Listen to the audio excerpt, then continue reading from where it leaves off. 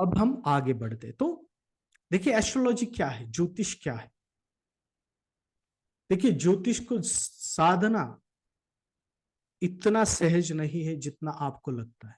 Okay, ज्योतिष पढ़ना अलग बात है, लेकिन ज्योतिष में मास्टरी करना और ज्योतिष की प्रैक्टिस करना अपने आप में एक स्किल का काम है। इतना इजी नहीं है जितना कि लोग समझते हैं, उनको उतना इजी लगता है कि ये हो सकता है, इजी है।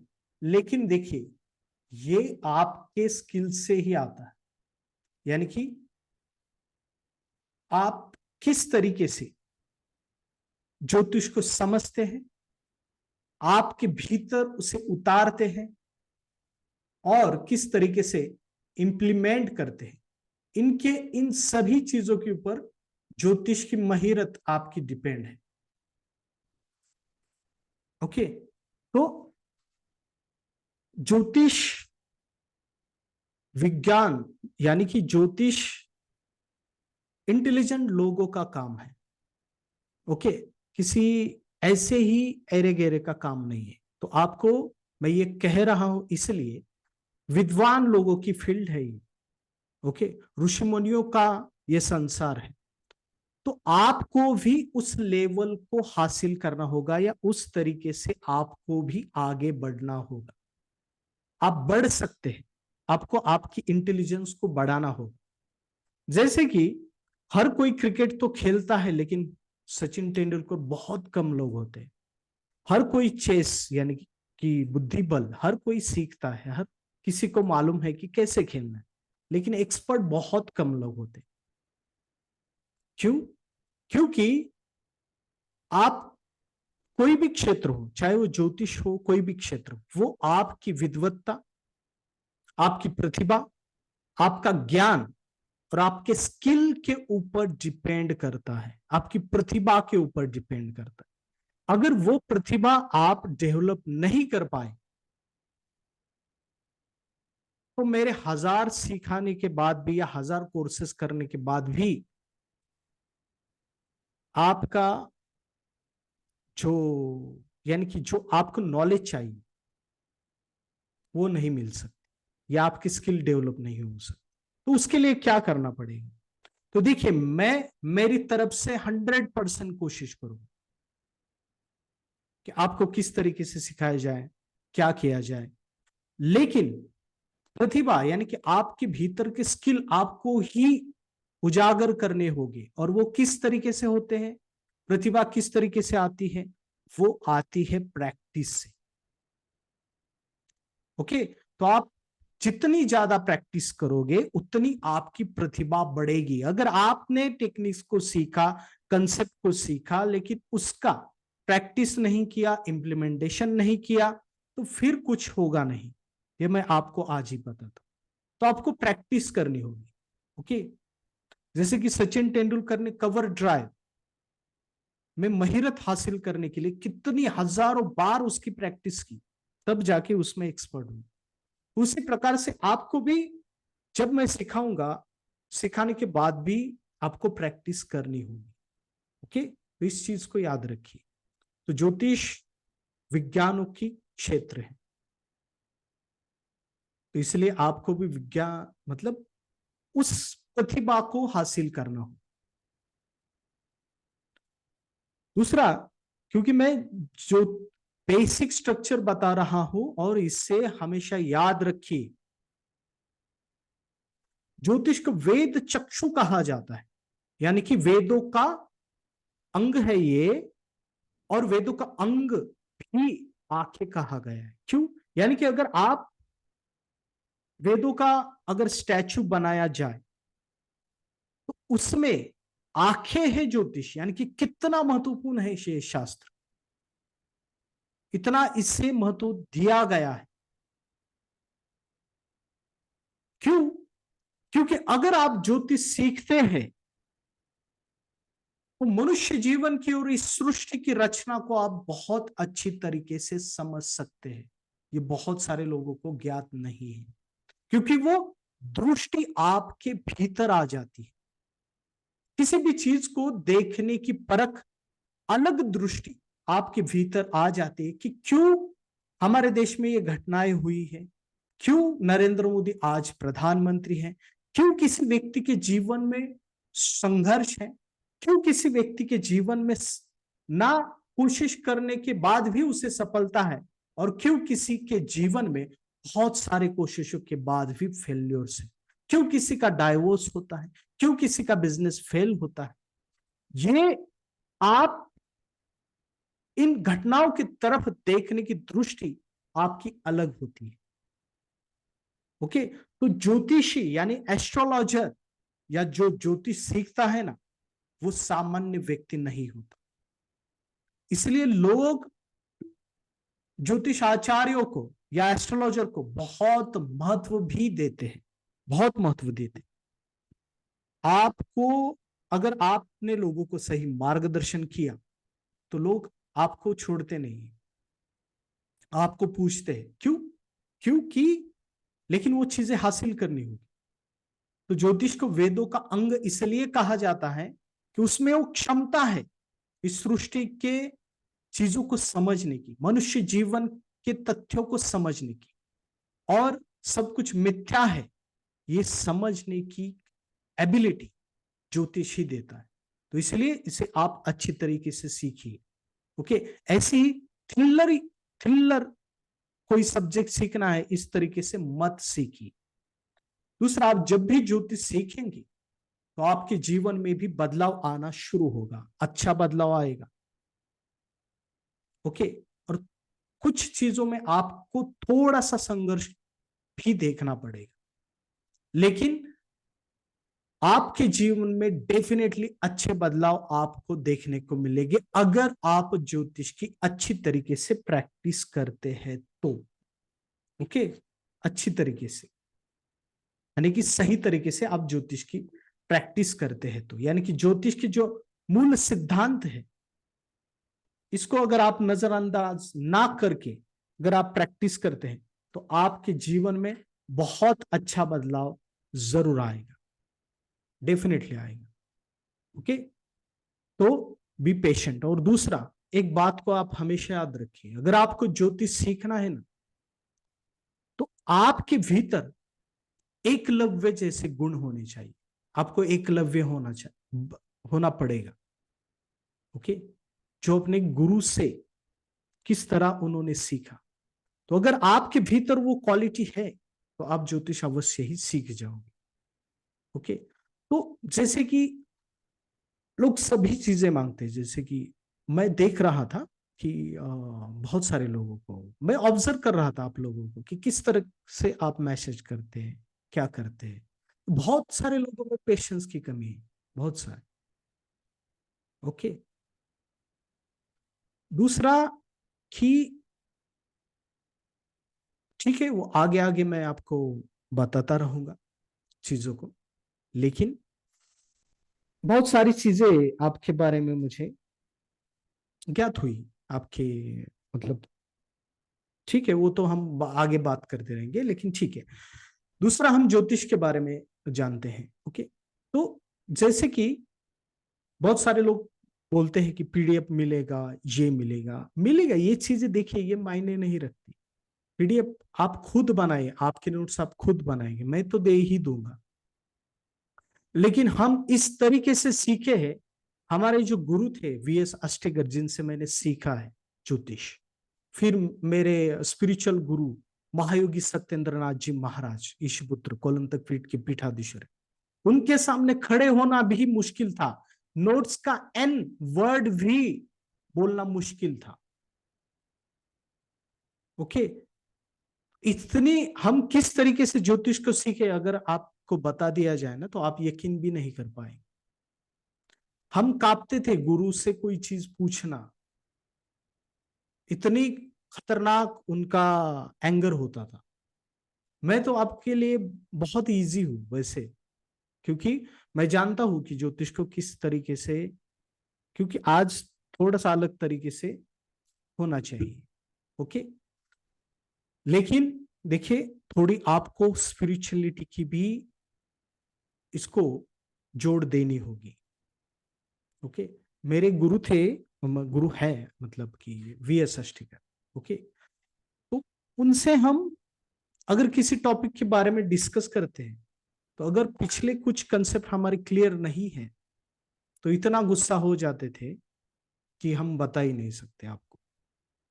और जो स्पिरिचुअल गुरु है महायोगी सत्येंद्रनाथ, उनके सामने तो बात करना, या फिर हमने उनके सामने ओरल दिया था, यानी कि वाइवा ली थी उन्होंने उन्होंने कुछ क्वेश्चंस पूछे थे।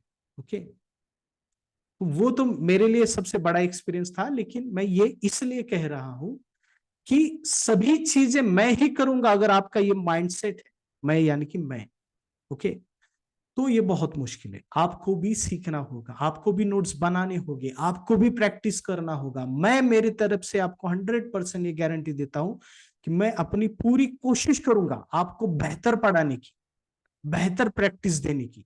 लेकिन उसे आप किस तरीके से लेते हैं, ओके, वो आपके ऊपर डिपेंड है। तो चलिए ज्योतिष की तरफ हम आगे बढ़ते कि देखिए, मैंने आपको कहा कि बेसिक समझिए, ज्योतिष भविष्य में झांकने की विधि है। कल क्या हो सकता है ये जानने की विधि है। कल यानी कि गर्भ में, काल के गर्भ में क्या छुपा हुआ है, और जो चीज छुपी हुई है, जो घटनाएं काल के गर्भ में छुपी हुई है, उस घटना को जानना और उसके हिसाब से प्लानिंग करना और उस व्यक्ति को गाइड करना उसके बेहतर जीवन के लिए, ये ज्योतिष का प्रमुख उद्देश्य है। ओके, यानी कि मनुष्य जीवन को नई ऊंचाइयों की तरफ लेके जाना, और जो लोग जिनको रास्ता नहीं मिल रहा है उनको रास्ता दिखाना, लोगों को गाइड करना। जैसे कि अगर किसी का लॉस हो रहा है तो क्यों हो रहा है, यानी कि उसकी कुंडली को देख के आपको समझना चाहिए कि अगर इसका 2 साल में, आने वाले 2 साल में लॉस हो सकता है तो इसे किस तरीके से गाइड करना, यह ज्योतिष का काम है। अगर किसी कुंडली में डाइवोर्स का योग है तो उस व्यक्ति से शादी करनी चाहिए या नहीं, इसे गाइड करना आपके काम है।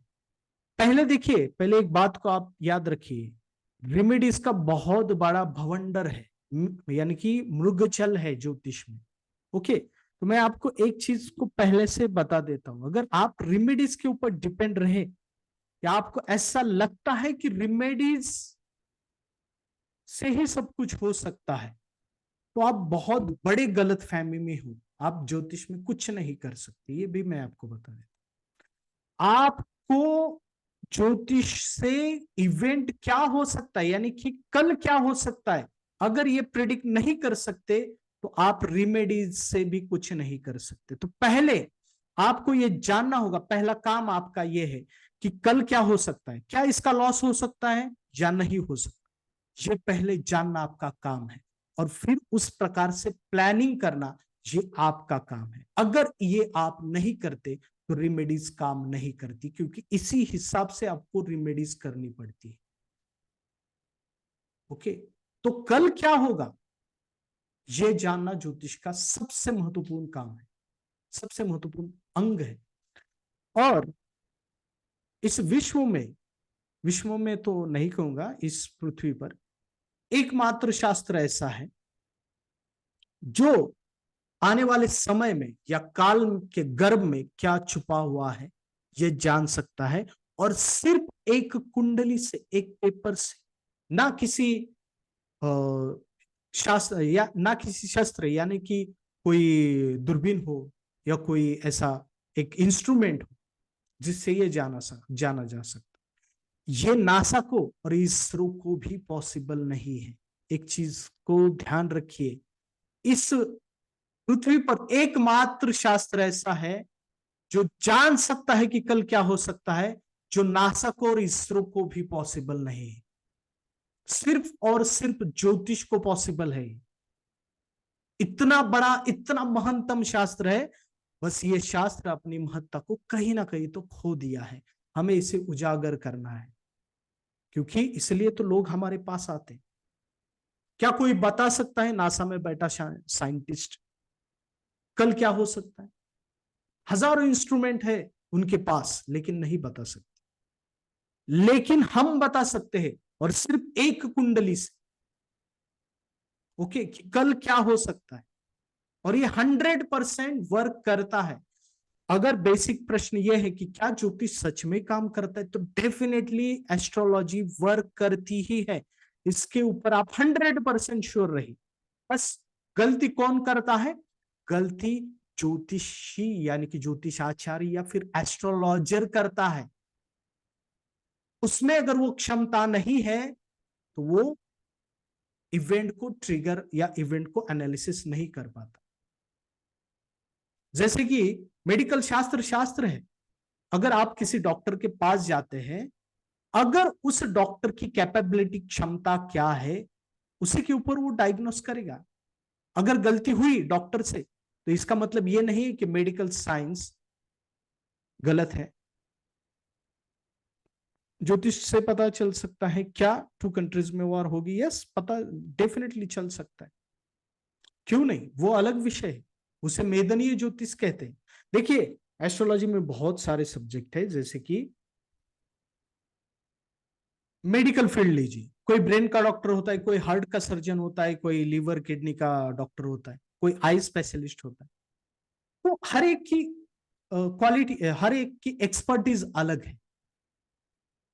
ओके, तो जो हार्ट का डॉक्टर है शायद उसे आइज के बारे में उतना पता नहीं होगा। ठीक उसी तरह के तरीके से जैसे कि मैंने मेदनीय ज्योतिष भी किया है, उसमें भी मैंने देखा है, लेकिन उसमें उतना इंटरेस्ट मैंने नहीं लिया, क्योंकि मेरे पास तो प्रधानमंत्री नहीं आते ना कि कल क्या इससे वॉर हो सकता है या नहीं हो सकता। ये जानने के लिए मेरे पास कौन आता है? एक सामान्य व्यक्ति की कल क्या मेरे बिजनेस में हो सकता है, मेरी शादी कैसे रही, तो उनके प्रश्न हमें देखने चाहिए। वॉर के लिए या फिर उसके लिए अलग सिस्टम है, उसके लिए प्रधानमंत्री है, मंत्रिमंडल है। और लेकिन ज्योतिष बता सकता है क्या? बता सकता है, लेकिन हमारे गवर्नमेंट में ऐसे कोई सिस्टम नहीं है जो ज्योतिष को पूछे कि भाई कल क्या हो सकता है, आप बता दीजिए। तो इसलिए उसका महत्व नहीं है, क्योंकि बता बता के भी हम क्या करें? कोई हमें उतना इंपॉर्टेंट नहीं देता ना कि इसने बताया है, या फिर जो एक कोई पैनल नहीं है एस्ट्रोलॉजर का कि वो बताए कि इससे हमारा वॉर हो सकता है। होगा, बताया जा सकता है, कितनी चीजें बताई जा सकती। मैंने तो कई सारे प्रिडिक्शन, वो भी 4-5 साल पहले की हुई थी, लेकिन उसमें थोड़ा इंटरेस्ट मेरा कम हो गया। लेकिन मेदनी ज्योतिष भी बहुत इंटरेस्टेड, वो भी हम देखेंगे। तो देखिए, ज्योतिष असल में अगर देखा जाए, मैंने इससे पहले भी कहा है कि ज्योतिष दो पिलर्स को समझे। ज्योतिष के, ज्योतिष की नींव क्या है, किसके ऊपर डिपेंड है? पुनर्जन्म। पहला है पुनर्जन्म, यानी कि रीबर्थ और कर्मा सिद्धांत। शायद ये मैंने इससे पहले भी बताया है, लेकिन फिर भी इसे समझी। और ये हमारे हिंदू धर्म की बेसिक फिलॉसफी। इसे समझते हैं तो ही आप ज्योतिष में आगे बढ़ सकते हैं, या लोगों के क्वेश्चन समझ सकते हैं, या लोगों को या ज्योतिष को वेद चक्षु क्यों कहा जाता है, ये आप समझ सकते हैं। अगर इस दो कंसेप्ट को आप नहीं समझेंगे तो फिर आगे आपको बहुत कंफ्यूजन होगा। आपको ये समझ में नहीं आएगा कि रेमेडीज क्यों काम नहीं करती। रेमेडीज हर एक के लिए काम नहीं करती, कब काम करती है, कब नहीं करती, किस व्यक्ति को रेमेडीज देनी चाहिए, इसके जीवन में ऐसा क्यों हो रहा है, ये आप जान नहीं सकते। इसका लॉस क्यों होगा आने वाले समय में। अगर इन दो कंसेप्ट को नहीं समझे तो फिर नहीं समझ सकते आप ज्योतिष को। फिर आप रेमेडीज ऐसे ही देते रहेंगे लोगों को। ओके, फिर उनको कुछ इफेक्ट हो नहीं हो। ओके, तो रेमेडीज हर एक चीज में काम नहीं करती। ओके, तो उसके लिए कर्म सिद्धांत को भी देखना चाहिए। तो देखिए, पुनर्जन्म क्या है, इस कंसेप्ट को समझिए। रीबर्थ, जो कि भगवान श्री कृष्ण ने भगवत गीता में इसे बताया है। ओके, तो रीबर्थ यानी कि मनुष्य के बहुत सारे जन्म होते हैं, इससे पहले हुए हैं और आगे भी होने वाले हैं।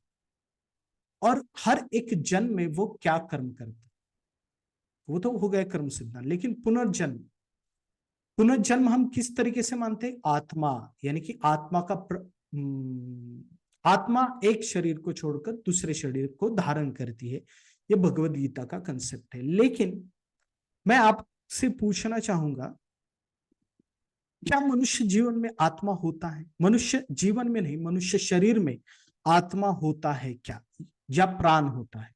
किन किन लोगों को लगता है कि आत्मा होता है? टाइप कीजिए आप, या फिर आप अनम्यूट कर कर बोल भी सकते हैं। कितने लोगों को लगता है कि मनुष्य के देह में, शरीर में आत्मा होती है? यस, ओके, ठीक है। या प्राण होता है?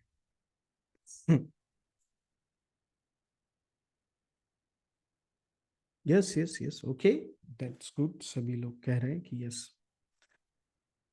ओके। लेकिन मैं आपको एक चीज बता देता हूं, कुछ चीजें हमें गुरु परंपरा से मिलती है, ओके। तो मनुष्य, जैसे कि इससे पहले मैं बताता हूं, मनुष्य शरीर में आत्मा नहीं होता, ओके। ये सेंटेंस आपको बहुत अलग लगा होगा। मनुष्य शरीर में असल में प्राण होता है, ओके। जैसे कि आत्मा होता है, हर एक का आत्मा होता है, लेकिन मनुष्य देह में आत्मा होना अलग बात है, ओके। जो गुरु शुक्राचार्य है, महागुरु शुक्राचार्य, जिन्हें दैत्य गुरु भी कहा जाता है, उनका जो मृत संजीवनी विद्या है, वो पूर्ण रूप से अलग कंसेप्ट के ऊपर डिपेंड है। इसे हमने जब बृहस्पति आचार्य कोर्स किया था हमें गुरु के सानिध्य में, तब देवगुरु बृहस्पति आचार्य, इनकी फिलोसफी, तब इसके बारे में हमें बताया था। तो आपको इसे समझने के लिए मैं एग्जाम्पल देता हूं, और अगर आप इससे समझते हैं तो ही समझ जाओगे, क्योंकि मैं इसे डिटेल में नहीं बताऊंगा, ओके। जैसे कि मैं एग्जाम्पल के तौर पर मैं बता दूं, क्या आपके मोबाइल में गूगल है? क्या आपके मोबाइल में गूगल है? इसका आंसर क्या हो सकता है? यस, आपके मोबाइल में गूगल है। या फिर गूगल अमेरिका में है? इसका आंसर क्या है? अगर आपके मोबाइल में है गूगल, तो फिर वो आपसे ऑपरेट होना चाहिए, ओके। यानी कि आप ही सब गूगल के सर्वे सर्वा हो।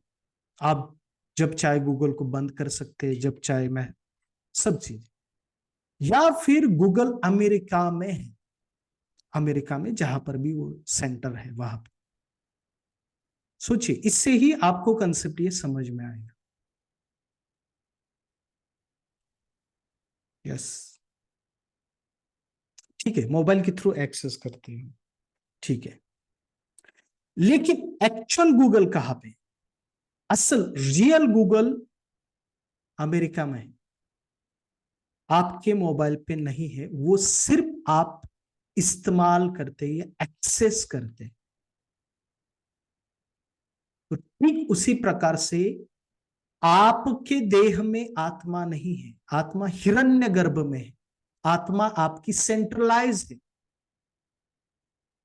आप कहीं ना कहीं तो, अगर मैं अभिजीत, ओके, मेरा नाम अभिजीत है, तो मेरा एक सिस्टम है कहीं ना कहीं तो हिरण्य गर्भ में स्टोर, वहां से मैं ऑपरेट होता हूं। जैसे कि आप गूगल को ऑपरेट करते हैं, वैसे ही आपके शरीर में प्राण है, जिसे हम जीव भी कहते हैं। वो सिर्फ एक्सेस करता है आपके आत्मा को सेंट्रली। और जो आप यहां पर जो भी कर्म करते हैं, वो कहीं ना कहीं तो वो हिरण्य गर्भ में रियल आत्मा जहां पर आपकी होती है, उससे कनेक्टेड होते हैं, वहां पर स्टोर होता है सब कुछ। और वही आप एक्सेस करते हैं हर जन्म में। यानी कि जैसे ही शरीर बदला, सीधा उस हिरण्यगर्भ से, उस आत्मा से, उस सेंट्रल आत्मा से आप कनेक्टेड होते हो, और सीधा डाउनलोड होता है सब कुछ नेक्स्ट बर्थ में भी।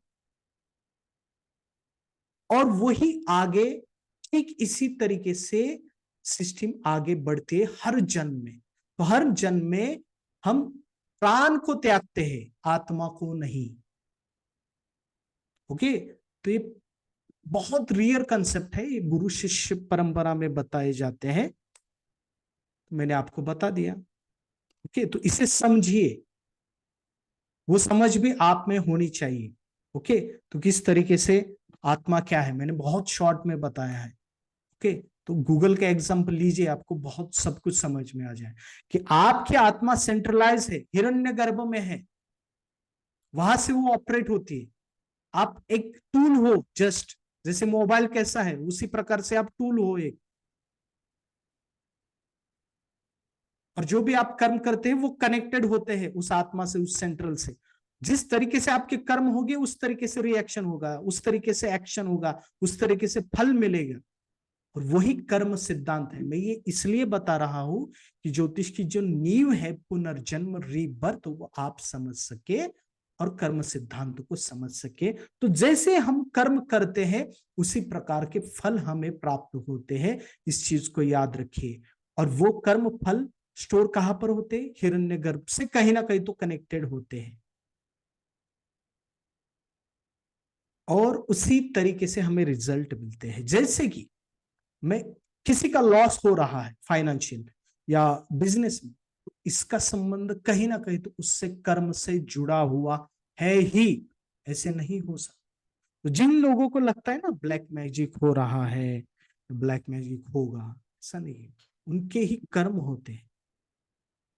अगर किसी व्यक्ति ने किसी व्यक्ति के ऊपर ब्लैक मैजिक की या किसी की इसके जैसी कोशिश की है, 100% उसके ऊपर कहीं ना कहीं तो इसी प्रकार के चीजें होने को देखने को मिलेगी, क्योंकि कर्म सिद्धांत है। ये होता है नहीं होता है वो अलग बात है। लेकिन सपोज ऐसा कीजिए कि किसी को लॉस हो रहा है और दशा भी इंडिकेट कर रही है कि लॉस होना चाहिए, तो फिर यहाँ पे कर्म सिद्धांत आता है। लेकिन उसे क्या लगता है कि मेरे ऊपर किसी ने कुछ किया हुआ है, कुछ किया नहीं होता, उसके कर्म होते हैं। अगर ये समझने की आप में क्षमता है तो ही आप लोगों को गाइड कर सकते हैं। ओके, या फिर अगर आप इस चीजों में भटकने की आपकी मानसिकता है, तो फिर आप ज्यादा लोगों को गाइड नहीं कर सकते, क्योंकि नेचर वो चीज नहीं चाहेगा कि आप सही लोगों को, मतलब सही लोग आपके पास नहीं आएंगे। तो जैसे आप देखिए, जिन लोगों के साथ आप रहते हैं उनके गुण आप में आ जाते हैं। जैसे कि अगर आप गुंडों के साथ रहने लगोगे तो उनका नेचर आपके भीतर भी आने लगता है।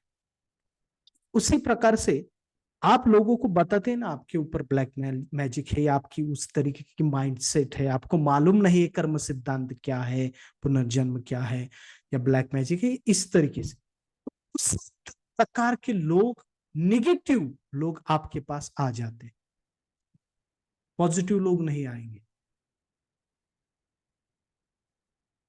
ओके, तो इसलिए आप पहले तय कीजिएगा। तो अगर आप समझे कि आप सही तरीके से लोगों को गाइड करते हैं, तो पॉजिटिव लोग ही आपके पास कंसल्टेशन के लिए आएंगे। ये भी चीज होती है। तो कर्म सिद्धांत और पुनर्जन्म, इसको हमेशा याद रखिए, इसको बेस ये मत छोड़िए, तो आप बहुत सारी चीजों को समझ सकते हैं। तो जैसे मैंने त्रिशरीर कंसेप्ट को भी इससे पहले शायद बताया, लेकिन मैं फिर से बताना चाहूंगा कि ये कैसे ऑपरेट होता है। त्रिशरीर ये भी सिद्धों का कंसेप्ट है, ये भी हमें गुरु शिष्य परंपरा में ही बताया गया है कि त्रिशरीर यानी सूक्ष्म शरीर है हमारा।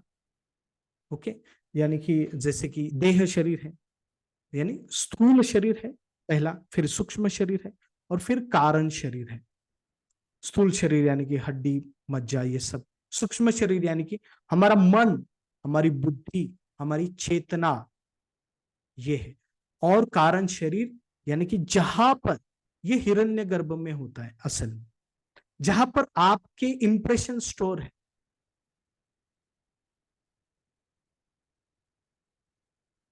बहुत डिफाइन करो, जल्दी जल्दी। ओके, तो थैंक यू। तो देखिए, मैं क्या बता रहा था, हाँ, तो ये भी सेंट्रलाइज स्टोर होते कारण शरीर, यानी कि जो भी आप कर्म करते हैं ना, ये स्टोर होते हैं आपके कारण शरीर में। तो इंप्रेशन बता, जैसे कि आपने अगर इस जन्म में लाइफ पार्टनर को बहुत टॉर्चर किया है, इमोशनली टॉर्चर किया है, उससे मारपीट की है किसी भी व्यक्ति ने, आप इसे समझिए अच्छे तरीके से, तो कहीं ना कहीं तो ये इंप्रेशन आपके कारण शरीर में स्टोर होने शुरुआत हो जाएंगे, और वो कारण शरीर सेंट्रलाइज होता है। ओके, तो ये जो कारण शरीर है,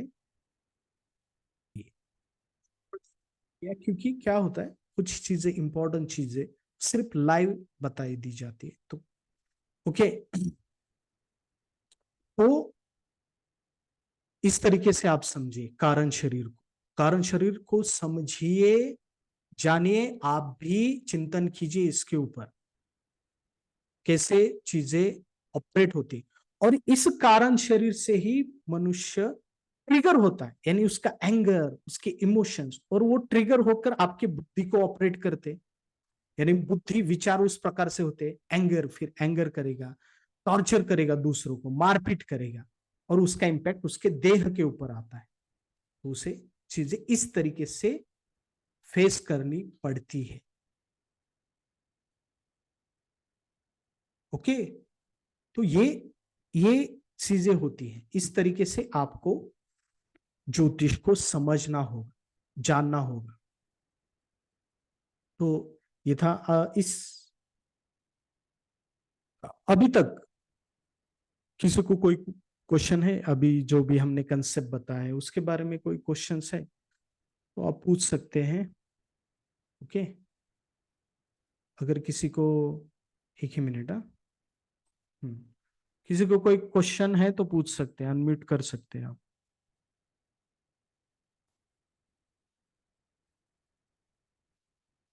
अनम्यूट कर कर भी पूछ सकते हैं, मैसेज भी टाइप कर सकते हैं, कोई क्वेश्चन है तो पूछ सकते हैं।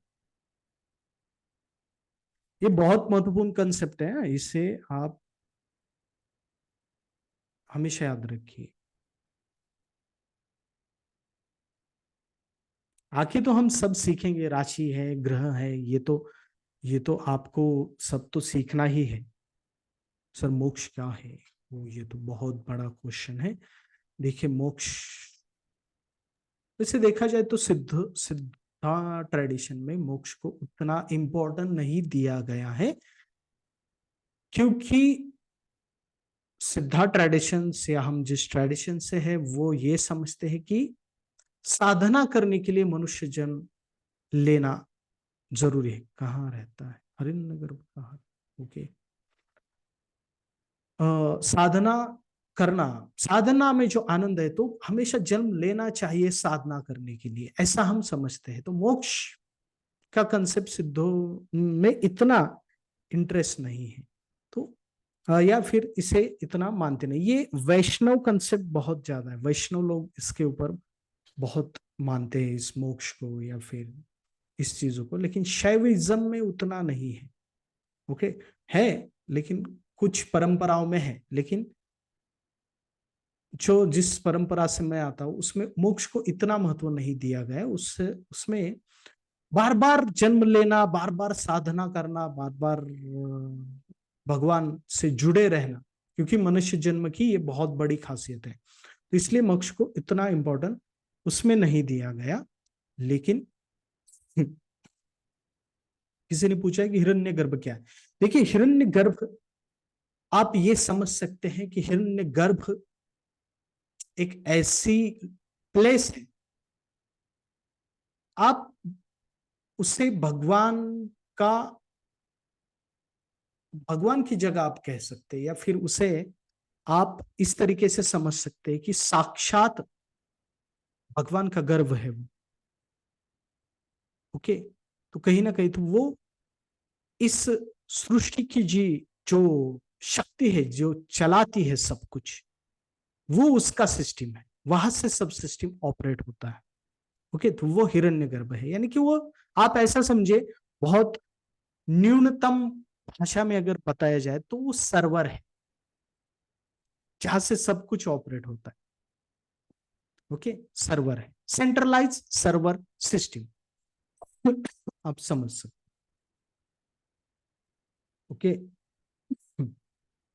तो मैं, ओके, और दूसरा ये है, बहुत ही टिपिकल प्रश्न है जो हमेशा पूछा जाता है कि क्या मनुष्य अपना आने वाला कल यानी कि भविष्य बदला जा सकता है क्या? किन किन लोगों को लगता है भविष्य बदला जा सकता है?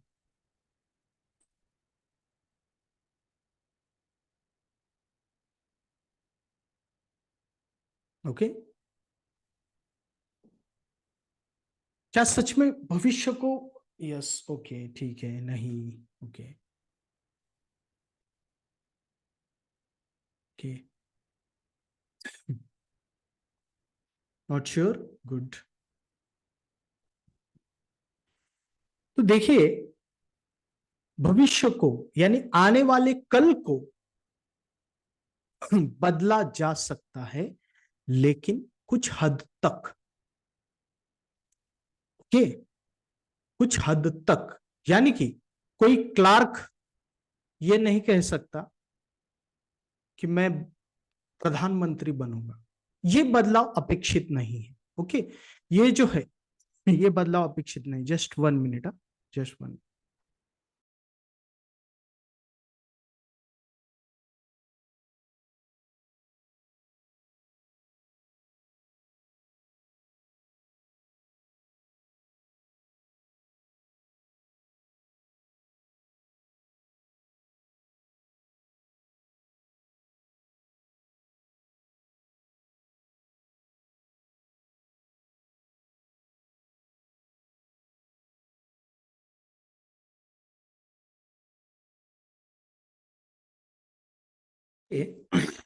कुछ हद तक डेफिनेटली बदला जा सकता है।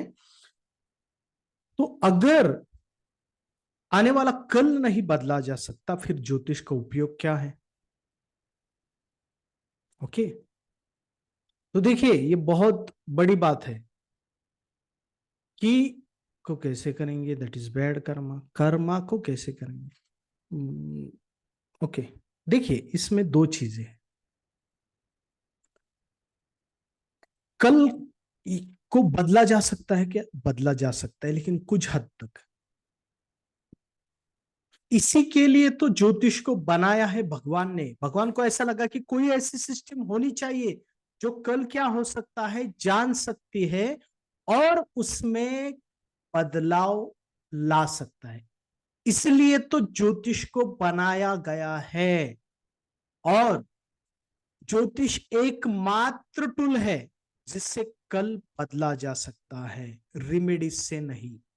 बहुत सारे लोगों को यह लगता है कि रेमेडीज से बदला जा सकता है, लेकिन नहीं, सिर्फ ज्योतिष से ही बदला जा सकता कल, और वो भी बहुत अच्छे तरीके से प्लानिंग के साथ। ओके, तो रेमेडीज को बहुत ग्लोरियस या फिर हाइप दी गई है जितनी की उसकी जरूरत नहीं। एक चीज को याद रखिए इस वाक्य को, ज्योतिष इटसेल्फ यानी कि एस्ट्रोलॉजी इटसेल्फ रिमेडी, ज्योतिष खुद ही एक रिमेडी है।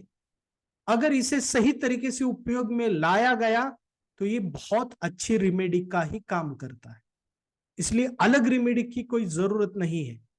इसलिए महर्षि पराशर ऋषि जी ने इसके बारे में, रेमेडीज के बारे में, अगर आप बृहत पराशरा होरा शास्त्र जो ज्योतिष का भगवद गीता समझते हैं बुक है, अगर वो आप पढ़ोगे ना तो उसमें रेमेडीज 1% भी नहीं है। हजारों उसके पेजेस है, उसमें से ठीक ठीक से उन्होंने 1-2 पेजेस दिए हैं रेमेडीज के लिए। क्यों, ऐसा क्यों? अगर उनको लगता था कि रेमेडीज बहुत बड़ा सब्जेक्ट है या बहुत बड़ा काम करती है तो उन्होंने सेपरेट चैप्टर दिया होता, उसके ऊपर बहुत बात करी होती, लेकिन उन्होंने नहीं की। लेकिन उन्होंने सीक्रेटली बताया है। ओके, तो किस तरीके से काम? तो देखिए, एस्ट्रोलॉजी इट सेल्फ रेमेडी यानी कि कल बदला जा सकता है, लेकिन बेहतर प्लानिंग के साथ। कैसे? या उससे ही हम कहेंगे कि बेहतर कर्म के साथ। जैसे कि सिंपल एग्जांपल इससे समझिए कि एक कोई व्यक्ति आपके पास आया, और उसकी कुंडली देखकर ये पता चल रहा है कि अगले 2 साल इस व्यक्ति का बिजनेस में लॉस हो सकता है, उसे 12th हाउस की दशा है, यानी कि लॉस की दशा है एग्जाम्पल के तौर। तो उस वक्त आपका काम क्या है कि आप बिजनेस, अगर उसने पूछा कि क्या मैं बिजनेस में बहुत इन्वेस्टमेंट करूं या फिर नया बिजनेस शुरू करूं 25 लाख इन्वेस्ट करके, तो आपका सिंपल काम है कि उसे कहना कि भाई ये समय आपके लिए अच्छा नहीं है, 2 साल रुकिए, 2 साल आप जॉब में ही लगे रहिए, बिजनेस का मत सोचिए। अगर आप बिजनेस करते हैं तो डेफिनेटली लॉस हो सकता है, तो आपके लिए बेहतर होगा आप जॉब करिए या फिर बड़ी इन्वेस्टमेंट मत कीजिए 25-30 लाख की, 1-2 लाख में कुछ हो सकता है तो देखिए। अगर वो ये चीज को फॉलो करता है ना, तो उसका लॉस 100% बच जाएगा। उसका लॉस होगा लेकिन 10, 20, 30, 50 हजार का होगा। ये प्लानिंग होनी चाहिए, ये बदलाव अपेक्षित है। अगर आपने, आप जानते हैं कि इसका लॉस होगा अगले 2 साल, और तब भी आप उसके ऊपर रेमेडीज देते हैं ना, तो इससे बड़ी मूर्खता क्या हो सकती है कि अगर आपको ये लगता है कि इस रेमेडी से उसका लॉस बच जाएगा, उसने 25 लाख रुपए इन्वेस्ट किया है और आपको बोल रहे हैं कि ये रेमेडीज कीजिए आपका लॉस नहीं होगा, तो फिर ज्योतिष कुछ भी काम का नहीं, उसका लॉस होगा ही। आप चाहे रेमेडीज कीजिए या कुछ भी कीजिए, रेमेडीज कब काम करती है, कैसी काम करती है, वो अलग विषय, वो रेमेडीज के वक्त हम देखेंगे। उस आपका काम ही ये है कि वो बिजनेस ही ना करे। बहुत केसेस मैंने देखे, बहुत सारे केसेस। ओके, और कुछ लोग ऐसे हैं कि अगर मैंने ना कहा तो वो चीजें नहीं करते, बहुत सारे लॉसेस बच जाते हैं, बहुत सारी चीजें होती। अगर किसी कुंडली को आप देख रहे हैं, ओके, और कुंडली के मिलान के लिए आए, सपोज लड़के की कुंडली है और लड़की की यानी कि गर्ल्स की कुंडली आपके पास मिलान के लिए आए, गुण 36 या 36 गुण मिल रहे हैं, लेकिन डाइवोर्स के योग है उस लड़की के कुंडली में, तो वो कुंडली मिलान गलत ही होगा, क्योंकि डाइवोर्स होगा ही, क्योंकि उसके योग बन रहे हैं डाइवोर्स के। तो आपका काम यह है इस लड़की की कुंडली ही ना मिलाई जाए। जो जिस लड़के की फैमिली आपके पास आई है उनको बताना आपका काम है कि इस लड़की की कुंडली में डाइवोर्स के योग बन रहे हैं, तो आप इस आगे ना बढ़े, ये आपके लिए सही नहीं होगा। अगर आप आगे बढ़ते हैं तो आपको डाइवोर्स की सिचुएशन आ सकती है, तो आप बेहतर होगा आप रुकिए, कोई अगली लड़की देखिए, ये आपका काम है। अगर आप ये कहते हैं ना कि नहीं रेमेडी से ये चीजें फिर डाइवोर्स नहीं होगा, तो ऐसा नहीं होता। ओके, ज्योतिष का काम ही है कि वो चीज कल क्या हो रहा है और उसके ऊपर प्लानिंग करना, प्लानिंग ही सबसे बड़ी रेमेडी है। ज्योतिष इटसेल्फ ग्रेट रेमेडी, इसके लिए कोई सेपरेट रेमेडीज की जरूरत नहीं होती, लेकिन रेमेडीज में आपको बताऊंगा, कुछ रेमेडीज डेफिनेटली काम करती है। ओके, लेकिन किस तरीके से करती है वो अलग विषय है, लिमिटेशन से। तो जो भविष्य बदलना, यानी ऐसा नहीं कि कोई क्लार्क चाहता है कि मैं प्रधानमंत्री बनूंगा, नहीं बन सकता, और बन सकता है लेकिन उसे 30, 35, 40, 50 जन्म लेने होंगे, प्रयास अभी शुरुआत करना होगा, पॉलिटिक्स में जाना होगा, वहां पे काम करना होगा, फिर अगले जन्म में अपॉर्चुनिटीज मिलेगी, फिर उसके जन्म में अपॉर्चुनिटीज अलग मिलेगी, फिर उसके जन्म में शायद वो एमएलए हो सकता है, फिर उसके जन्म में वो एमपी हो सकता है, फिर उसके जन्म में कोई मिनिस्टर हो सकता है, फिर अगले जन्म में वो प्रधानमंत्री हो सकता है। तो इट्स कंटिन्यू प्रोसेस, लंबी प्रोसेस है। जैसे कि प्रधानमंत्री नरेंद्र मोदी है, तो ये उनका एक जन्म का काम नहीं है, हजारों जन्म का पुण्य है, हजारों जन्म का उनका कार्य है, तब जाके वो इतनी सक्सेस हासिल कर पाए। ओके, तो ये मैं इसलिए बता रहा हूं कि ताकि आपका बेस इतना पक्का हो कि आप सही तरीके से चीजों को देख सके कि ये क्यों हो रहा है, ये क्यों हो रहा है, ये रेमेडीज क्यों नहीं काम कर रही, ये रेमेडीज काम नहीं करेंगी, कौन सी रेमेडीज काम करेगी। अष्टम भाव और 12th भाव की दशा जब आती है तो रेमेडीज काम नहीं करती। ये ये आपको समझना चाहिए। ओके, तो वो इन डिटेल में होगा, वो अलग विषय है। ओके, तो इस तरीके से। दूसरा, ज्योतिष में आगे बढ़ने के लिए आपको बहुत सारी चीजों का ख्याल रखना होगा। ओके, जैसे कि ज्योतिष देखिए, तारामंडल है, ज्योतिष का संबंध किससे, तारामंडल से है, यानी कि ग्रह नक्षत्र से है। जब भी आप ज्योतिष सीखने लगे ना, जब भी रात को अगर आप टेरेस पर जा सकते हैं तो आकाश को देखिए, तारामंडल को देखिए, आपको समझ में आए ना आए लेकिन देखते रहिए। आप सूर्य से चंद्र से जुड़े रहिए। ओके, तो ये चीजें आप करते रहिए, नेचर से जुड़े रहिए, यानी कि नेचर में जाइए, शांत जगह पर जाइए, नेचर को फील कीजिए। अगर कोई पेड़ है तो उसको आप फील कीजिए, नेचर में रहिए। ये चीजें भी आपको ज्योतिष की तरफ बहुत तेजी से ले जाती है। ओके, फिर ध्यान, मेडिटेशन, ये सब तो चीजें हैं। ओके, तो मेडिटेशन भी आपको करना होगा।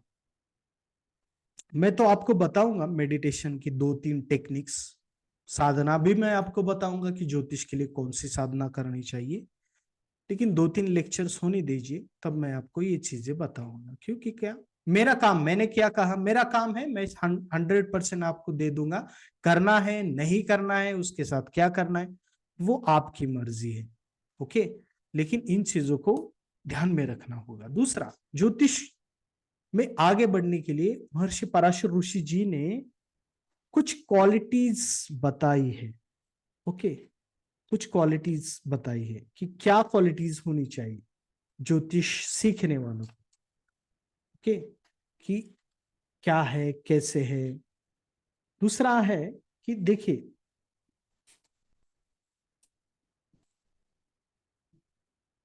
सबसे महत्वपूर्ण है जो क्वालिटीज आप एस्ट्रोलॉजर में होनी चाहिए, वो मैं आपको यहाँ पर बता रहा हूं कि पंच तत्व, यानी कि अग्नि, जल, वायु, आकाश, इनका ज्ञान होना चाहिए। इसलिए ऑब्जर्वेशन बहुत अच्छा होना चाहिए आपका। इसलिए आपको प्रकृति में रहना चाहिए ज्यादा से ज्यादा। दूसरा बताया है कि जो मैंने आपको पहले भी कहा है कि आप तारामंडल को जानिए, आकाश को जानिए, आकाश को देखिए, आकाश को ऑब्जर्व कीजिए। इन चीजों को भी आप देखिए, क्योंकि इससे आपकी क्षमता बढ़ेगी। फिर गणित प्रवीण कहा गया है, यानी कि गणित में प्रवीण होना चाहिए। अभी तो गणित में प्रवीण, क्योंकि दूसरा ये भी उसका साइड इफेक्ट है कि जितना आप गणित करेंगे फलित उतना खराब होता जाएगा। ओके, तो गणित में यानी लॉजिक में आप बेटर होनी चाहिए, लॉजिक डेवलप करना चाहिए, यानी कि स्किल को आपको बढ़ाना चाहिए। फिर सही शब्द का उपयोग करने वाला होना चाहिए, यानी कि जब भी आपके पास कोई व्यक्ति आता है या समाज में आप होते हैं, तब आपके शब्द दूसरे लोगों को उत्साहित करने वाले होने चाहिए, उनको आगे बढ़ाने वाले होने चाहिए, उनका कॉन्फिडेंस बढ़ाने वाले होने चाहिए, ना कि उनको डिमोटिवेट करने वाले नहीं होनी चाहिए। निगेटिव बोलने वाले वर्ड्स का उपयोग नहीं करना चाहिए, गाली आपके मुंह से नहीं आनी चाहिए। ओके, तो ये चीज को याद रखिए। तो वाचा शुद्धि से कहते। फिर पराशर ऋषि ने कहा है न्याय बुद्धि होनी चाहिए, यानी कि समाज में न्याय कारक क्या है, न्याय बुद्धि, यानी कि जो मैंने आपको अभी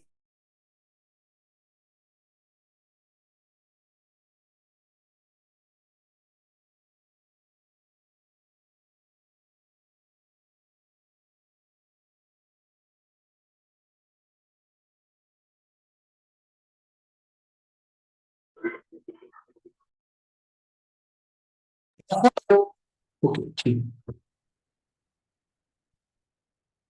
तो न्याय बुद्धि सही तरीके से आपके काम करनी चाहिए, यानी कि आप सही पक्ष को जानने वाले हो। ये क्वालिटी होनी चाहिए। दूसरा, बुद्धिमान हो यानी कि इंटेलिजेंट, यानी कि लर्निंग की क्षमता होनी चाहिए, लर्निंग की इच्छा होनी चाहिए। तीसरा, देश काल परिस्थिति का ज्ञान होना चाहिए, ये सबसे महत्वपूर्ण है। देश काल परिस्थिति यानी कि कहाँ पे क्या चल रहा है, देश काल परिस्थिति के अनुसार क्या हो सकता है। जैसे कि अब क्या है, समाज में अलग अलग स्टेजेस है। कोई पेस्ट्री पर्सनैलिटीज है, उनकी शादी डिले होती है। कोई पर्टिकुलर कास्ट में जल्दी शादी होती है, पर्टिकुलर कास्ट में देरी से शादी होती है, तो इसका भी ज्ञान होना चाहिए। ओके, तो जैसे कि अ, मेरे पास एक क्लाइंट्स आए थे, यानी कि वो ऐसे कास्ट से थे। अभी वॉइस आ रही है मेरी, आवाज आ रही है? ओके, ठीक। तो जैसे कि हमारी खेती में वो काम कर रहे थे। ओके, तो उनको पता चला कि मैं एस्ट्रोलॉजर हूँ, मैं कुंडली देखता हूँ। ओके, ठीक है। ओके, तो अभी आ रही ठीक से। तो उन्होंने मुझे प्रश्न पूछा कि हमारी लड़की की शादी बहुत डिले हो चुकी है, कुछ हमें पता नहीं चल रहा है, हम बहुत तकलीफ में हैं, ऐसा वैसा उन्होंने कहा। मैंने लड़की की कुंडली देखी तो उसकी एज क्या थी? 16। और 16 वर्ष तक उसकी शादी नहीं हुई, इसलिए उसके माता पिताजी बहुत तकलीफ में थे। क्यों? क्योंकि वो इस एरिया से, इस सिस्टम से बिलोंग करते थे कि उनके कास्ट में 18 साल के ऊपर, 16 साल के ऊपर लड़की की शादी रुकना बहुत, मतलब अच्छा नहीं माना जाता। कुछ कास्ट की अलग, जैसे कि ब्राह्मण कास्ट में शादी देर से करते, आफ्टर 30 मैक्सिमम देखा है। ओके, तो कुछ जैसे क्षत्रिय लोग होते हैं, कुछ उनमें on an average near about. अब आपको देश काल परिस्थिति का ज्ञान क्या होना चाहिए कि लड़कियां बहुत अच्छी तरीके से एजुकेशन ले रही है, और उस एजुकेशन के कारण वो करियर में भी फोकस कर रही है, तो उनका भी शादी का एज बढ़ रहा है। तो ये देश काल परिस्थिति का क्या होना चाहिए। दुनिया में क्या चल रहा है, प्रधानमंत्री ने साउथ में विजिट किया, प्रधानमंत्री ने किधर जाकर विजिट किया, वो क्या बात कर रहे हैं, तो देश में क्या हो सकता है, इसका भी ज्ञान रखना चाहिए। प्रधानमंत्री किस देश में चले गए तो क्या इम्पैक्ट हो सकता है, इसका भी ज्ञान आपके पास होना चाहिए। तो आप ये नॉलेज लेते रहिए, आप अच्छा हो। डिटेल ये होना चाहिए कि मॉडल अच्छे होने चाहिए। ओके, दूसरा उहा पोहा पटू, यानी कि डिबेट में अच्छा होना चाहिए, यानी कि जिस भी टॉपिक के ऊपर डिस्कशन हो उसमें इंटरेस्ट लेना चाहिए, उसमें इंटरेस्ट लेना चाहिए। तो ये एस्ट्रोलॉजर की क्वालिटीज बताई। दूसरा, हमारे गुरु ने इसमें ऐड किया है कि गुड, यानी कि अच्छे हृदय वाला होना चाहिए, कोमल हृदय वाला होना चाहिए, प्रेम करने वाला होना चाहिए, यानी कि दूसरों लोगों से प्रेम करने की उसकी क्षमता हो, लोगों को समझने की उसकी क्षमता हो। ओके, साफ मन होना चाहिए, तभी आप ज्योतिष में आगे बढ़ सकते हैं। कुलुषित मन से आप ज्योतिष में आगे नहीं बढ़ सकते, चाहे आपने ज्योतिष सीखा हो। दूसरा, आध्यात्मिक होना चाहिए, स्पिरिचुअलिटी, साधना, मेडिटेशन, ये चीजें करनी चाहिए। ओके, तो ये क्वालिटीज एस्ट्रोलॉजर में होनी चाहिए, तब जाके आप बेहतर एस्ट्रोलॉजर हो सकते हो। ओके, तो इस तरीके से ज्योतिष में आगे बढ़ना चाहिए। ये क्वालिटीज बताई है, ये सब चीजें बताई। तो जिनको भी प्रश्न पूछना है आप पूछ सकते हैं, जो भी प्रश्न है आप कुछ भी पूछ सकते हैं, वैसे कोई बात नहीं, पूछिए, लेकिन टॉपिक रिलेटेड हो, एस्ट्रोलॉजी रिलेटेड होना चाहिए। ओके, ऐसे कुछ भी मत पूछिए, स्पिरिचुअलिटी चाहे तो भी हो सकता।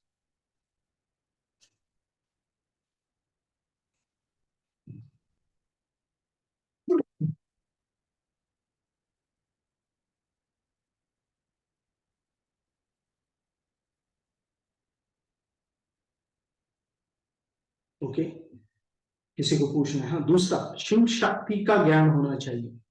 शिव शक्ति यानी कि सृष्टि की रचना कैसे हुई, क्यों हुई। ओके,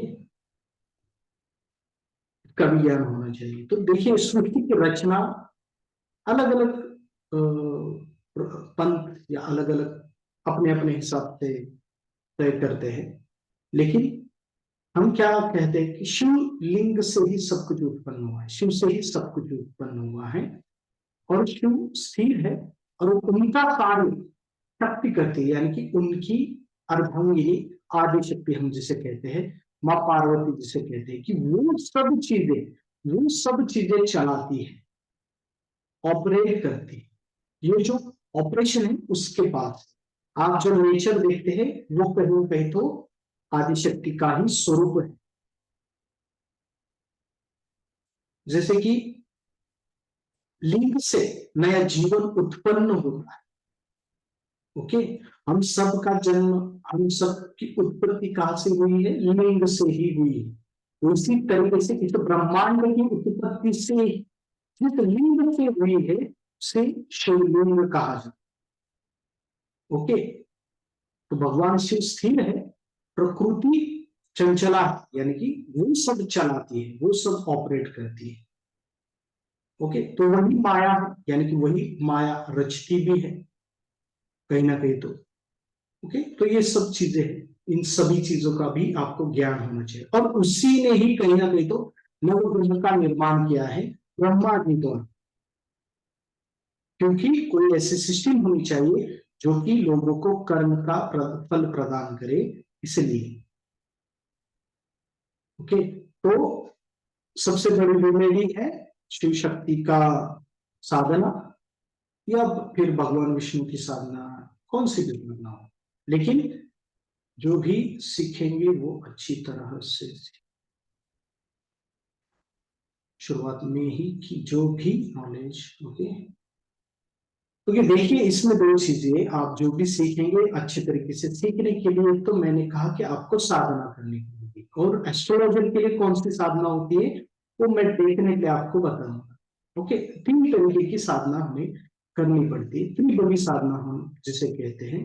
दूसरा है, पहला है गणेश जी की साधना, दूसरा है त्रिबली किसे कहते हैं मालूम जी,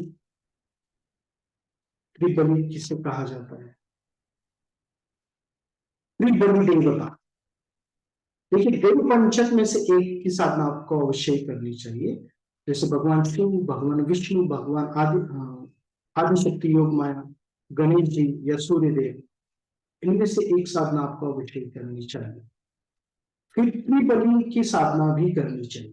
त्रिबली देवता होते हैं, त्रिबली देवता कहा जाता है भगवान गणेश जी को, भगवान काल भैरव जी और भगवान हनुमंत जी, ये त्रिबली देवता है, इससे पंगा, इन देवताओं से पंगा नहीं लेना चाहिए। ओके, यानी कि इनके बारे में कुछ गलत चीजें बोलनी नहीं चाहिए, इनकी साधना सही तरीके से करनी चाहिए, क्योंकि इनका इम्पैक्ट एक तो बहुत जबरदस्त होता है, ये पॉजिटिव हो नेगेटिव हो। ओके, तो इनसे पंगा कभी भी याद रखिए, इन त्रिबली देवता से पंगा नहीं लेना चाहिए, क्योंकि ये बहुत बलवान है, ये व्यक्ति को संभाल भी सकते हैं और डिस्टर्ब भी कर सकते हैं। इन त्रिबली की भी साधना आपको करनी चाहिए, वो किस तरीके से करनी चाहिए मैं आपको वो चीजें बता दूंगा। ओके, लेकिन अभी नहीं, शायद दूसरे तीसरे लेक्चर में मैं बताऊंगा त्रिबली की साधना, जैसे गणेश की साधना, और वो सिंपल होगी, बहुत सिंपल होगी कि जो आप कर सकते। लेकिन अगर मोटा मोटा कहा जाए तो डेली शेड्यूल में कम से कम, मतलब मेरी माने तो आपको 1 घंटा साधना करनी चाहिए, कम से कम 20 मिनट तो करनी ही चाहिए। तभी आप ज्योतिष से जुड़े रहिए, ज्योतिष की प्रैक्टिस कीजिए, वरना मत कीजिए। ओके, और त्रिबली की साधना क्यों, क्योंकि इससे आपकी रक्षा भी होती है, आपकी प्रोग्रेस भी होती है। ओके, कोई क्वेश्चंस पूछना चाहता है तो पूछ सकते हैं जी। इसकी साधना तो मैं श्वेता जी अवश्य आपको बता दूंगा, मतलब सभी को बता दूंगा, लेकिन थोड़ा सा रुकिए। एक दो लेक्चर्स रुकिए, मैं डेफिनेटली बताऊंगा। और किसी को क्वेश्चंस कोई है तो पूछ सकते हैं, या फिर आज का क्लास हम यही टॉप करते हैं।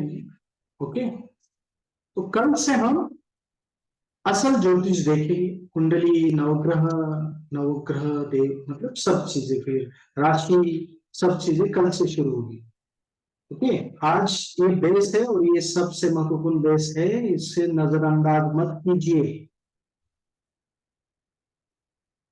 जिनको भी टेक्निकल प्रॉब्लम आ रहा है, मुझे ग्रुप में बने रहिए, क्योंकि बहुत सारे लोग अभी भी ग्रुप में ही नहीं आए। ओके,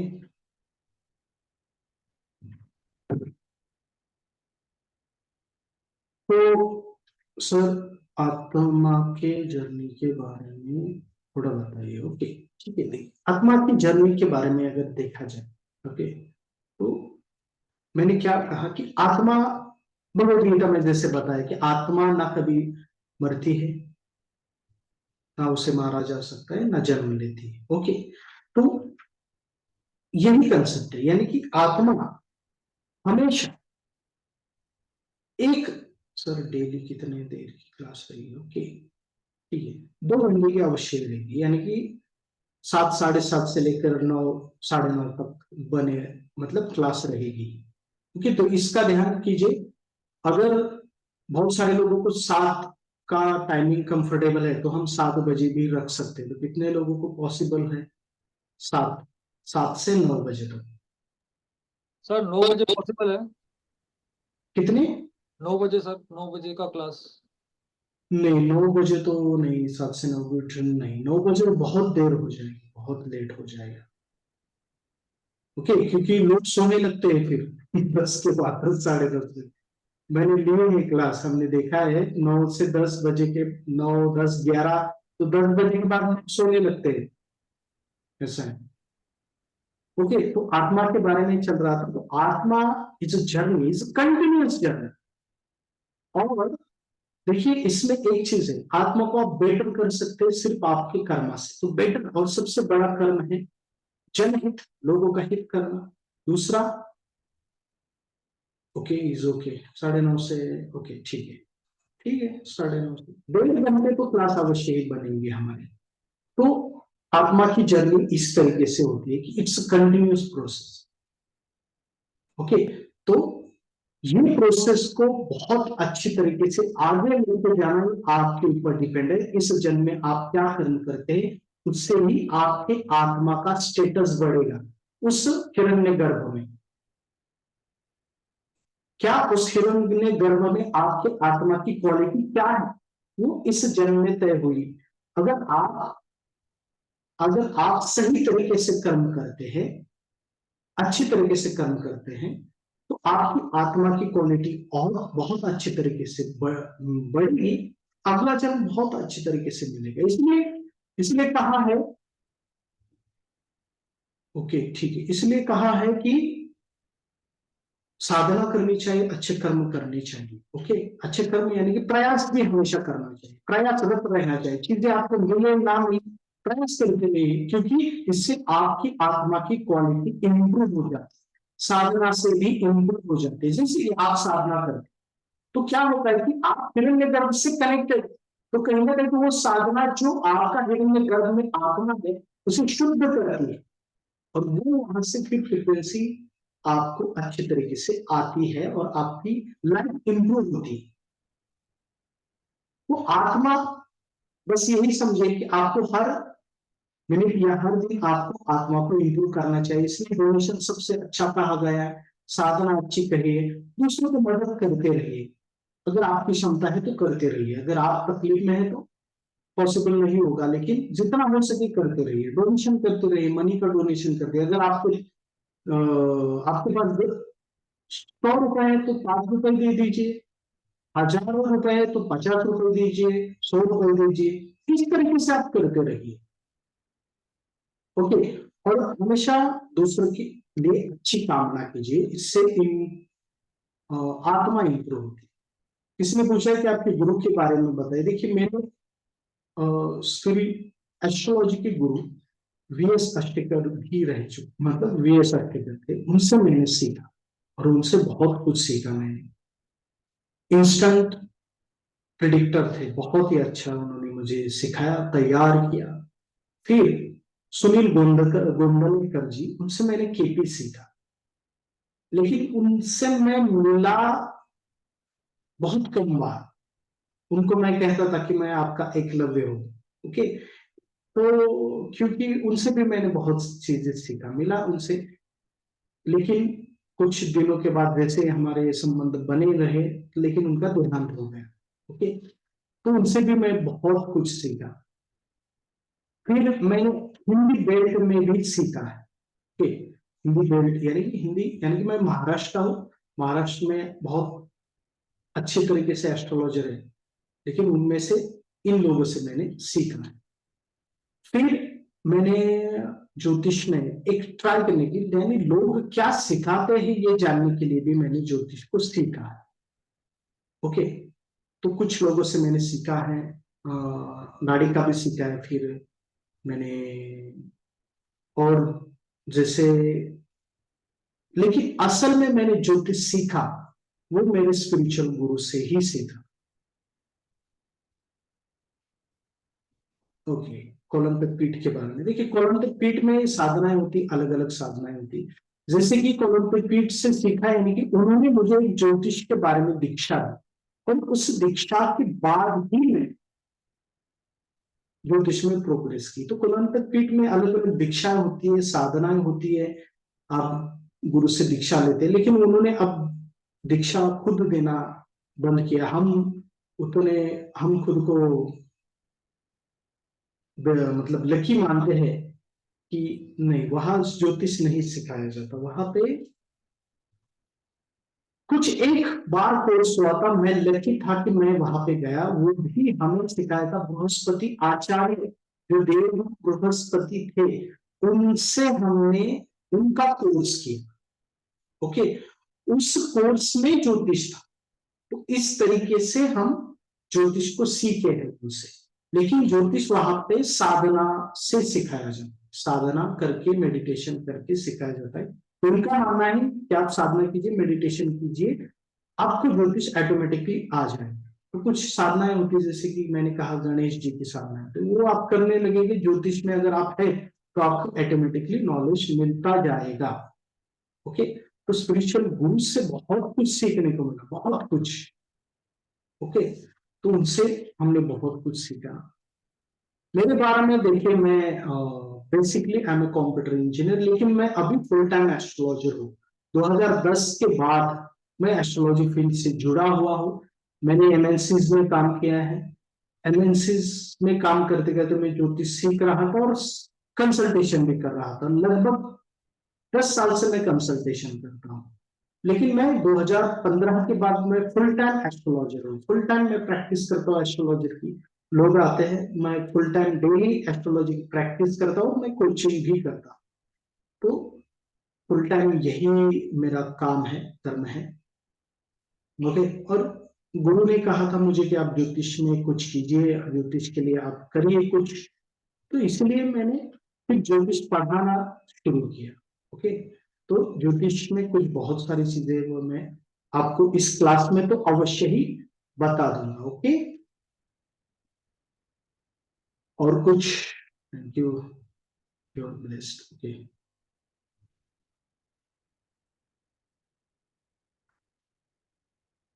मैं आपको यही चीज बताना चाहूंगा कि आप ज्योतिष सीखते रहिए, जुड़े रहिए, आपको बहुत कुछ सीखने को मिलेगा। और ज्योतिष से जुड़ने के बाद लाइफ बहुत चेंज हो जाती है, बहुत अच्छी तरीके से चेंज हो जाती है। लोग बहुत रिस्पेक्ट करते हैं, समाज में, सोसाइटी में आपका बहुत रिस्पेक्ट होता है, आप कल्पना भी नहीं कर सकते। ओके, और लोग, आप इमेजिन नहीं करोगे कि वे मतलब गॉड के बाद आप लोग आपको इम्पोर्टेंस देते हैं, अगर आप उस तरीके से प्रैक्टिस करते हैं तो। कुछ क्लाइंट्स हैं मेरे जिनकी मतलब कि गर्ल्स की, यानी कि उनकी जो गर्ल्स है उनकी शादी जब तक मैं हाँ नहीं करता तब तक वो करने के लिए तैयार ही नहीं। हाँ मतलब कि मैं कुंडली देखकर कि हाँ ये कुंडली सही है, कि जब तक मैं कहता नहीं तब तक वो शादी नहीं करते, चाहे वो मटेरियलिस्टिक कितना भी अच्छा हो। ज्योतिष सीखने से पहले नहीं, कोई जरूरी नहीं। देखिए आप ज्योतिष में है, आपको इंटरेस्ट है, यानी कि कहीं ना कहीं तो आप ज्योतिष से कनेक्टेड है। ज्योतिष में कोई भी व्यक्ति नहीं आता ऐसे ही। ज्योतिष सीखने के लिए आप पास्ट लाइफ से कनेक्टेड होने चाहिए ज्योतिष से, तभी आप ज्योतिष सीख सकते हैं। तो आप इस क्लास में है, अभी हम बातचीत कर रहे हैं, तो इसका मतलब है कि आप कहीं ना कहीं तो ज्योतिष से ऑलरेडी जुड़े हुए हो, इस जन्म में नहीं पिछले जन्म से। तो ज्योतिष इसीलिए पुनर्जन्म का सब्जेक्ट है। आप ज्योतिष से अगर जुड़ते हैं ना, तो हर जन्म में ज्योतिष से आप जुड़े रहते हैं, फिर ज्योतिष से डिस्कनेक्ट नहीं हो सकते, क्योंकि ये शास्त्र ही ऐसा है। ओके, तो आज के लिए बस इतना ही। Who can be better astrologer? Anyone can be better astrologer, but जो प्रैक्टिस करता है, जो अपनी प्रतिभा को प्रैक्टिस के साथ बढ़ाता है और जो साधना करता है, वही ग्रेट एस्ट्रोलॉजर बन सकता है। ओके, बहुत अच्छा प्रश्न लगा मुझे। तो आज के लिए बस इतना ही, फिर मिलते हैं हम कल। रेडी रहिए, और कल से हम राशि वगैरह, प्लैनेट्स, ये सब चीजें देखने के लिए शुरुआत करेंगे। ये जो है रिकॉर्डिंग आपको मिल जाएगा। कोई भी इशू हो आप कभी भी मुझे मैसेज कर सकते हैं। ओके, तो आज के लिए बस इतना ही। प्रणाम, ओम नमः शिवाय। और जो भी चीजें आपको समझ में नहीं आती वो आप मुझे मैसेज कर कर पूछ सकते हैं। ओके, प्रणाम, ओम नमः शिवाय। नमस्कार जी, नमस्कार। नमस्ते, नमस्ते।